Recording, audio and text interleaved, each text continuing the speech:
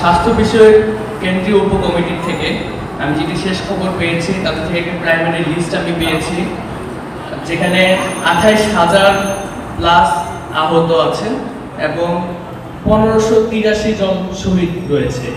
এই তালিকাটি এখনো চূড়ান্ত নয়, এখানে যাচাই বাছাইয়ের কিছু কাজ চলছে এবং এই তালিকার উপর ভিত্তি করেই আমরা আমাদের বর্তমান যে কার্যক্রম সেটি চালাচ্ছি।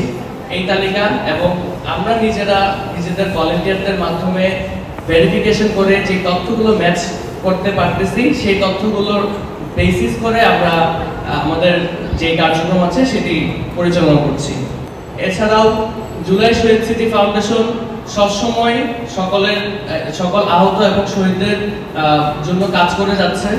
যে কোনো রকম সমস্যার জন্য আপনারা সরাসরি চাইলে আমাদের অফিসেও যোগাযোগ করতে পারেন। আমাদের অফিস ইতিমধ্যে নেওয়া হয়েছে শাহবাগে, সেটি আমাদের ওয়েবসাইটে পাবলিশ করা হয়েছে, আমাদের অফিসের অ্যাড্রেস। সেখানের মাধ্যমে আপনারা অফিসের অ্যাড্রেস নিয়ে আমাদের সাথে যোগাযোগ করতে পারেন।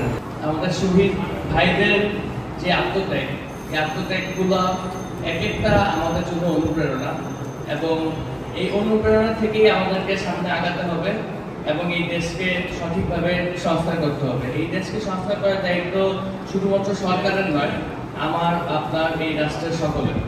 আপনারা একটা জিনিস মনে রাখবেন, জুলাই শহীদ স্মৃতি ফাউন্ডেশন কোনো সরকারি ফাউন্ডেশন না, এটি একটি বেসরকারি ফাউন্ডেশন এবং আমাদের আহত এবং শহীদ ভাই বোনদের রক্তের মর্যাদার এতটুকু অসম্মান হলে সবার প্রথমে এই ফাউন্ডেশনেই সরকারের সমালোচনা করবে এবং সরকারের প্রতিবাদ করবে।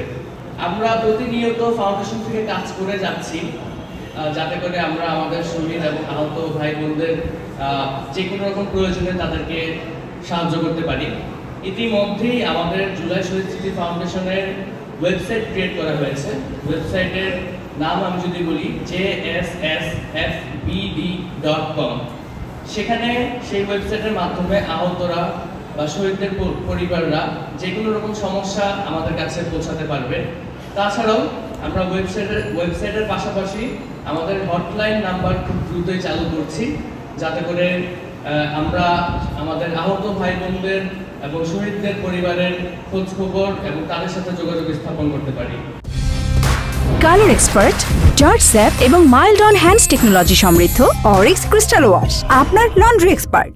শহীদ হয়েছে তাদের পরিবার এবং যারা আহত হয়েছে তাদেরকে পুনর্বাসনের জন্য যা করণীয় তা করা। তো পুনর্বাসনের ক্ষেত্রে কর্মসংস্থানও একটি ভালো পদ্ধতি এবং আরো বিভিন্ন পদ্ধতি রয়েছে। সেটি আমরা যখন পুনর্বাসন কার্যক্রম চালু করব তখন আমরা এগুলো নিয়ে চিন্তা ভাবনা করব। যে যারা 5 আগস্টের আগে হেনস্থার শিকার হয়েছে বা মেডিকেল থেকে অন্য রিজন দেখিয়ে বের করে দেওয়া হয়েছে, আমরা তাদের সাথে যোগাযোগ স্থাপন করছি এবং আমাদের ফাউন্ডেশনের দায়িত্ব এটি যে আমরা তাদের থেকে সম্পূর্ণ ইনফরমেশন নিয়ে আমরা সরকারের কাছে সেটি হস্তান্তর করব। তারপর সরকার তার সেটি নিয়ে কি ডিসিশন নেয় সেটি সরকারের বিষয়, কিন্তু আমাদের প্রাইমারি দায়িত্ব আমরা তাদের থেকে ইনফরমেশন নিয়ে সেটি এক জায়গায় করে আমরা সরকারকে দিচ্ছি। জুলাই গণ অভ্যুত্থানের স্মৃতি রক্ষা করাও আমাদের ফাউন্ডেশনের একটি বড় দায়িত্ব এবং আমাদের ওয়েবসাইটে আমরা সেই বিষয় নিয়ে কাজ করে যাচ্ছি যে আমাদের কাছে যা যা ডকুমেন্টস আছে সেগুলো আমরা পাবলিকলি আমাদের ওয়েবসাইটের মাধ্যমে সবার জন্য উন্মুক্ত করব।